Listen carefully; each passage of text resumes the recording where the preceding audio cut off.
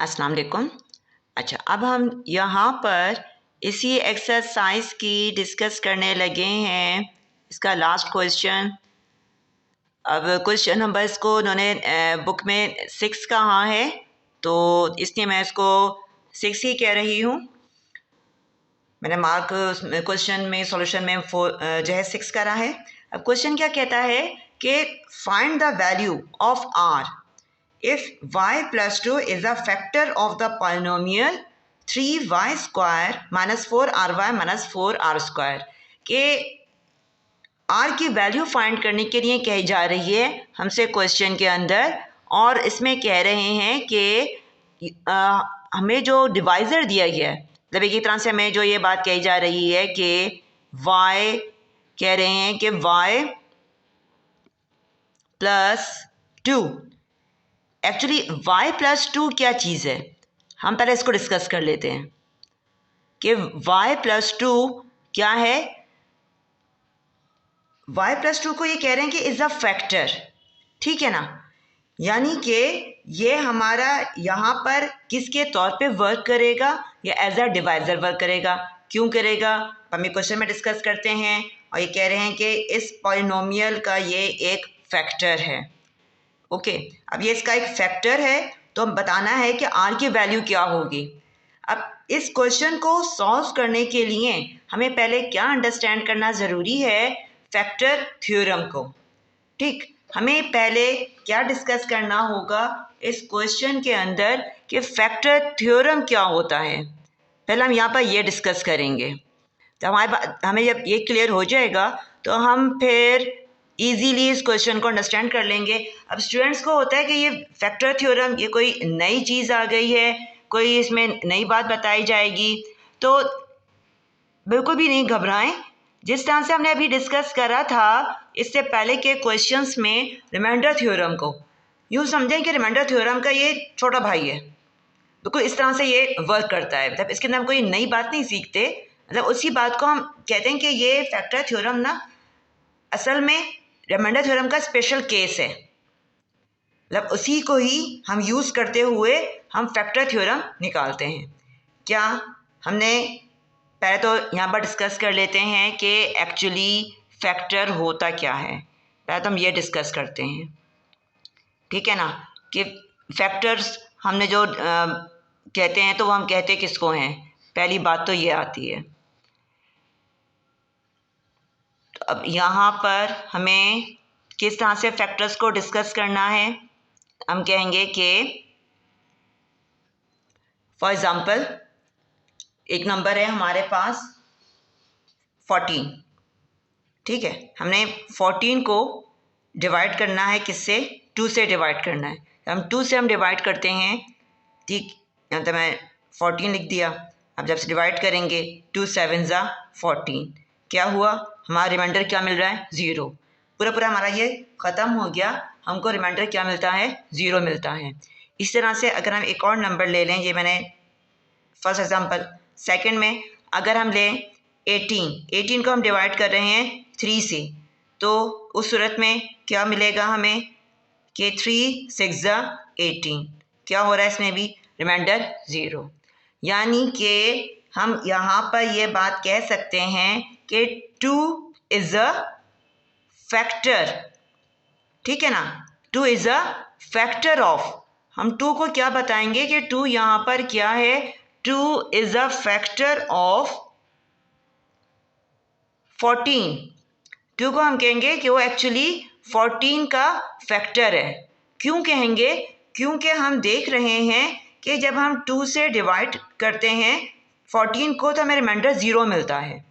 इसी तरह से बिल्कुल हम यहाँ पर भी कहेंगे कि 3 इज़ अ फैक्टर ऑफ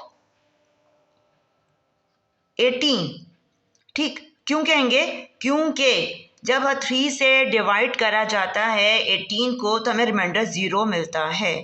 ये सारे वो नंबर्स हैं जो जब डिवाइड करते हैं 14 को और 18 को तो हमें क्या मिल रहा है, हमें रिमाइंडर 0 मिल रहा है। तो जिस नंबर पे डिवाइड हो जाए, पूरा ख़त्म हो जाए, हम कहते हैं वो इसका फैक्टर है।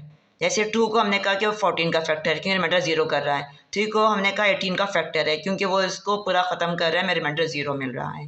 तो फैक्टर थ्योरम हमें ये बताता है, हम इसको वेरीफाई करने के लिए यूज़ करेंगे रिमाइंडर थ्योरम को, जो कि हमने लिखा था कि पी ऑफ एक्स हमारा क्या था वहाँ पर, डिविडेंड।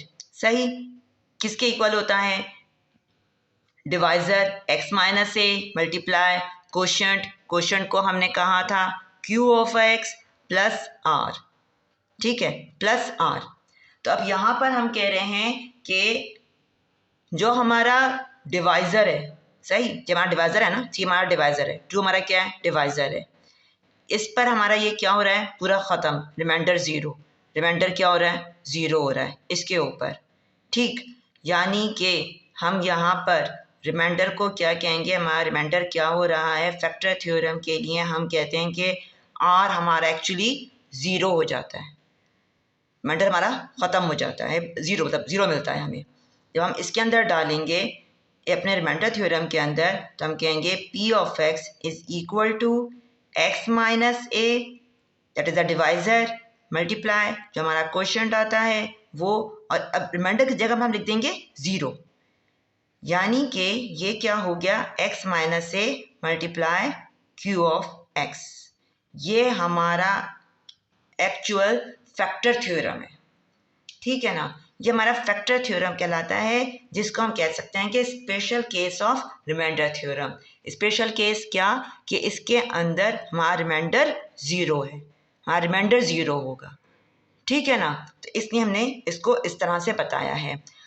क्या बताया है कि कब होगा, जबकि हमारा कोई भी फैक्टर, उसके फैक्टर पर हमें रिमाइंडर क्या मिल रहा हो, 0 मिल रहा हो, तो हम कहते हैं कि ये इसका फैक्टर है। अब यही बात अपने क्वेश्चन में हम यूज़ करेंगे कि हमारा क्वेश्चन क्या कहता है कि r की वैल्यू बताएं, जबकि y प्लस 2 क्या है, इस पूरे का फैक्टर है। हमने कहा ना फैक्टर पर क्या वैल्यू, रिमाइंडर क्या होता है, फैक्टर पर रिमाइंडर क्या होता है, 0, फैक्टर पर रिमाइंडर 0 होता है, लिहाजा हम कहेंगे कि जो हमें यहाँ पर ये फैक्टर दिया गया है y प्लस 2, इस पर हमें ये फैक्टर थ्योरम के अकॉर्डिंग क्या हो जाएगा, 0, ठीक है ना। समझ रहे होंगे बात, कि इस पर हम मालूम करेंगे अब y की वैल्यू, यानी y किसके इक्वल आ रहा है, -2। हमें एक्चुअली ये इसलिए दिया गया है ताकि हम यहाँ से y को मालूम कर सकें, इसलिए यहाँ पर ये कह रहे हैं, हमें हिंट दे रहे हैं कि y प्लस 2 जो है वो इस पूरे पॉलिनोमियल का, पॉलिनोमियल क्या है हमारा, हम यहाँ पर लेट कर लेंगे कि let p of y is equal to 3y स्क्वायर minus 4ry minus 4r square, ठीक है ना। अब इसके ऊपर ये हमारा क्या हो रहा है, ये फैक्टर जो है वो इक्वल टू 0 है। हमने अभी डिस्कस किया फैक्टर थ्योरम पर, फैक्टर थ्योरम में कि जिस पर रिमाइंडर 0 मिलता है हम उसको क्या कहते हैं, फैक्टर कहते हैं उस पॉलिनोमियल का। हमें ये बात क्वेश्चन में बता दी गई है, लिहाजा हम यहाँ पर अब क्या करेंगे, यहाँ से निकालेंगे हम r की वैल्यू p ऑफ y। अब यहाँ पर हमने क्या रखना है, p ऑफ y की जगह पर p ऑफ -2, p ऑफ -2 डाल देंगे हम।